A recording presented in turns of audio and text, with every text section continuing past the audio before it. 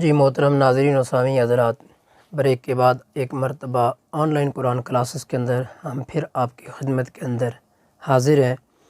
ہمارا آج کا جو درس ہے اس کے اندر ہم نے سورہ بقرہ کی پہلی 5 آیات جو ہیں ان کو پڑھنا سیکھا ہے، اور اب ہم انشاءاللہ تعالی ان 5 آیات کا ترجمہ اور مختصر سی اس کی تشریح جو ہے ہم وہ سیکھیں گے، تاکہ ہمیں پتہ چل سکے کہ قرآن ہمیں کہہ کیا رہا ہے، قرآن ہمیں درس کیا دے رہا ہے، قرآن ہمیں پیغام کیا دے رہا ہے، قرآن ہم سے کیا مطالبہ کر رہا ہے، کس چیز کی ہم سے ڈیمانڈ کر رہا ہے، اس چیز کا ہمیں علم ہو جائے۔ تو آج ہم نے سورہ بقرہ جو ہے اس کا آغاز کیا، تو کیا ہے؟ الف لام میم ذالک الکتاب لا ریب فیہ ھدی للمتقین، کہ وہ بلند رتبہ کتاب یعنی قرآن مجید فرقان حمید، کوئی شک کی جگہ نہیں، اس میں ہدایت ہے ڈر والوں کو، جو ڈرنے والے ہیں ان کے لیے اس کے اندر ہدایت ہے۔ الذین یؤمنون بالغیب ویقیمون الصلاة ومما رزقناہم ینفقون، اور جو بے دیکھے ایمان لائے اور نماز قائم رکھیں اور ہماری دی ہوئی روزی میں سے ہماری ہی میں بارگاہ میں خرچ کریں، ہماری راہ میں اٹھائیں یعنی ہماری راہ میں خرچ کریں۔ وَمِمَّا رَزَقْنَاهُمْ يُنْفِقُونَ، ہم نے جو انہیں رزق دیا اس رزق میں سے پھر وہ خرچ کرتے ہیں۔ آگے ہے کہ وَالَّذِينَ يُؤْمِنُونَ بِمَا أُنزِلَ إِلَيْكَ وَمَا أُنزِلَ مِن قَبْلِكَ وَبِالْآخِرَةِ هُمْ يُوقِنُونَ، اور وہ کہ ایمان لائیں اس پر جو اے محبوب صلی اللہ علیہ وآلہ وسلم تمہاری طرف اترا اور جو تم سے پہلے اترا، اور آخرت پر یقین رکھیں۔ اولئک علی ھدی من ربہم واولئک ھم المفلحون، وہی لوگ اپنے رب کی طرف سے ہدایت پر ہیں اور وہی مراد کو پہنچنے والے ہیں۔ تو یہ سورہ بقرہ جو ہے حضرت سیدنا عبداللہ بن عباس رضی اللہ تعالی عنہما کے فرمان کے مطابق مدینہ منورہ کے اندر سب سے پہلی نازل ہونے والی صورت وہ سورہ بقرہ ہی ہے، یعنی اس کی آیات جو ہیں، جس صورت کی سب سے پہلے آیات نازل ہوئی ہیں وہ اور کوئی صورت نہیں بلکہ سورہ بقرہ ہے۔ البتہ بعض آیات اس میں سے کچھ ایسی ہیں کہ جو دیگر مختلف مقامات پر نازل ہوئی ہیں، لیکن بنیادی طور پر یہ صورت جو ہے اس کا نزول سب سے پہلے ہوتا ہے۔ اس صورت کے اندر 40 رکوع ہیں اور 286 آیات ہیں سورہ بقرہ کے اندر، اور سورہ بقرہ جو ہے اس کو سورہ بقرہ کہا کیوں جاتا ہے؟ عربی کے اندر گائے جو ہے اس کو بقرہ کہتے ہیں۔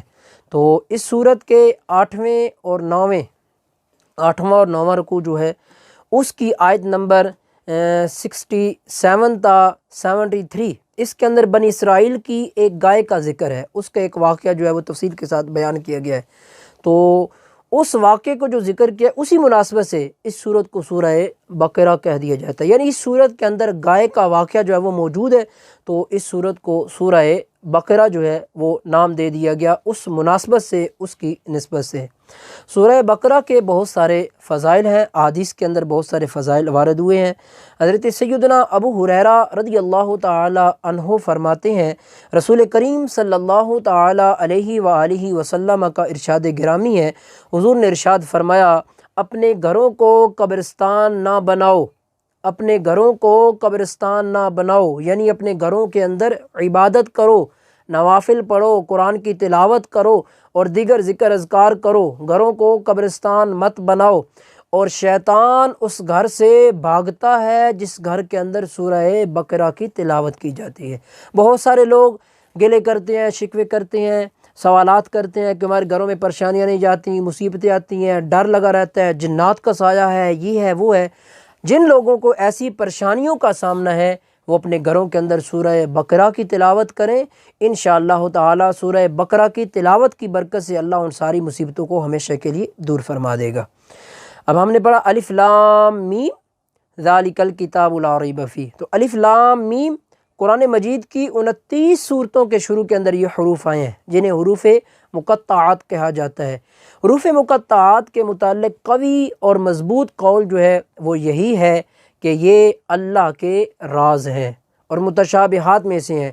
ان کا کیا معنی ہے، مفہوم ہے، وہ حقیقی طور پر اللہ ہی بہتر جانتا ہے، یا پھر اللہ تعالیٰ جسے جنوا دے۔ اللہ اپنے رسول کو جنواتا ہے اور پھر اللہ کے رسول علیہ الصلوۃ والسلام اللہ کے اذن سے جسے چاہیں اپنے بندوں میں سے اس کی اجازت دے دیں، وہ اس کے معانی جانتے ہیں اور مفاہیم جانتے ہیں، وگرنہ قوی قول یہی ہے کہ حروف مقطعات کا مفہوم اور معنی وہ اللہ ہی بہتر جانتا ہے۔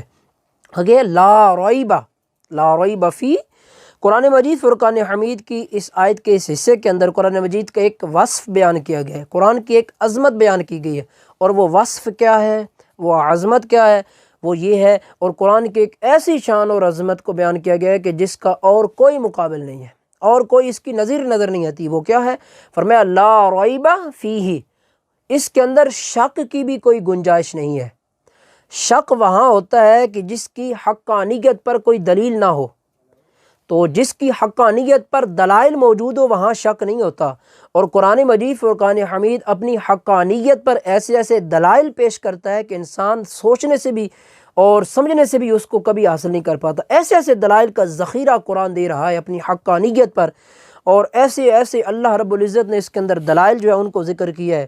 تو جس طرح اندھے آدمی کا سورج کا انکار کرنے سے سورج کے اندر کوئی شک و شبہ وارد نہیں ہوتا، ایسے ہی کسی شخص کا قرآن کے متعلق شک وارد کرنا، اس سے قرآن مجید فرقان حمید کے اندر کسی قسم کا کوئی فرق نہیں پڑتا۔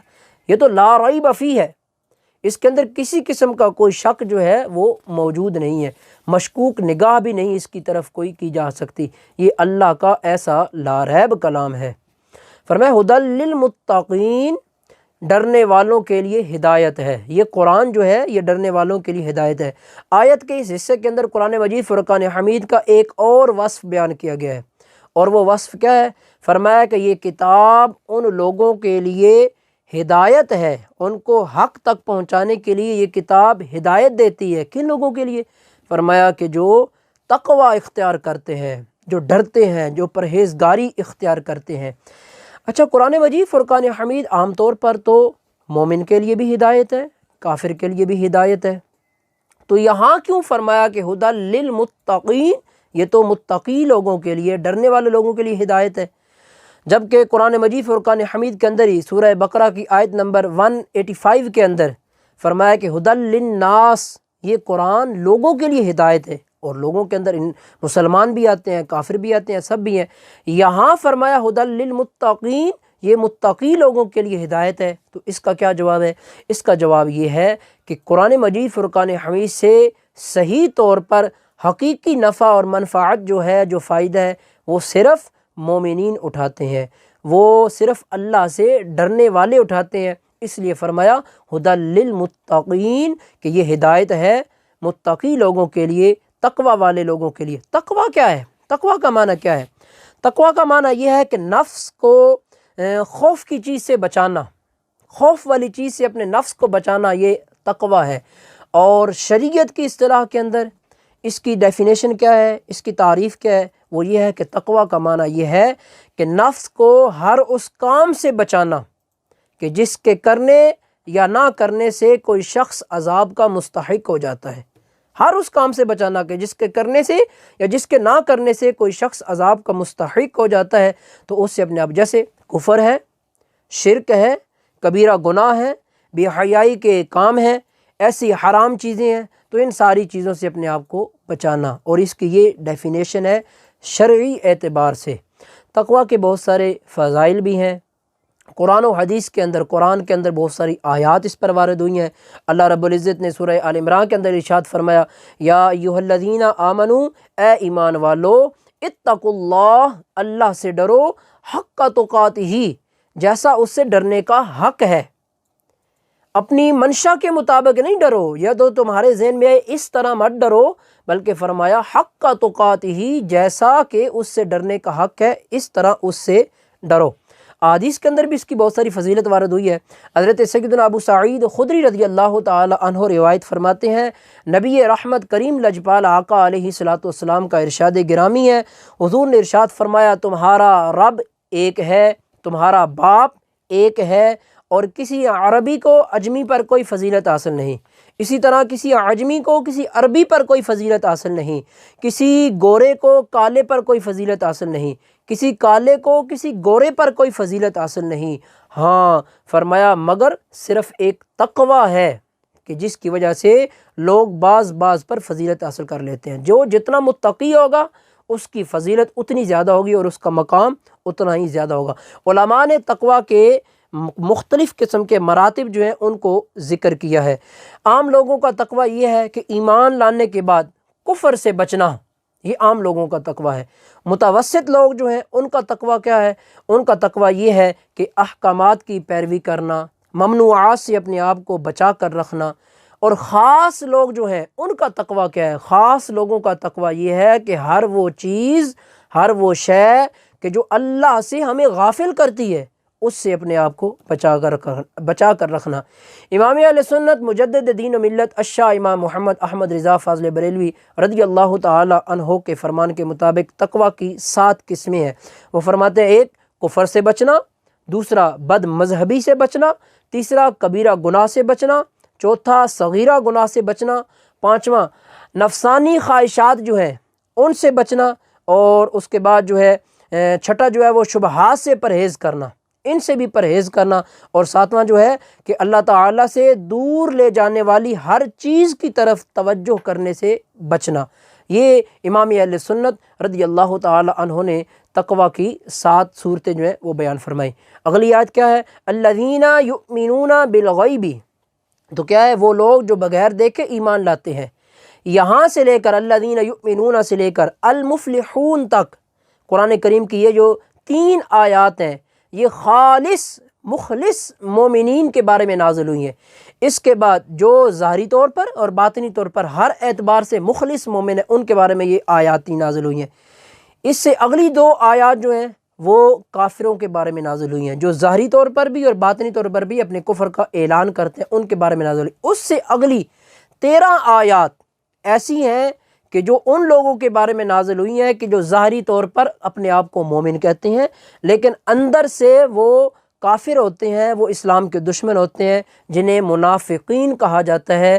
یعنی ابتدائی 3 آیات مخلص مومنین کے بارے میں نازل ہوئی، اس سے اگلی 2 آیات کافروں کے بارے میں نازل ہوئی، اس سے اگلی 13 آیات جو ہیں وہ منافقین جو ہیں ان کے بارے میں نازل ہوئی۔ اور یہ اللہ نے ایک صفت بیان فرمائی مخلص مومنوں کی کہ الذین یؤمنون بالغیب، مخلص مومن وہ ہیں کہ جو بغیر دیکھے ایمان لاتے ہیں۔ رسول کریم علیہ الصلوۃ والسلام نے ہمیں بتا دیا قیامت قائم ہونی ہے، جنت ہے، دوزخ ہے، یہ سب کچھ ہے، ہم نے دیکھا تو نہیں ہے، ہم ایمان لے کر آئے ہیں، تو یہ ہم نے بن دیکھے ایمان ہم لے کر آئے ہیں۔ اس کے بعد فرمایا الذین یؤمنون بالغیب، دوسری صفت بیان فرمائی ویقیمون الصلاۃ، اور مخلص مومن نماز کو قائم کرتے ہیں۔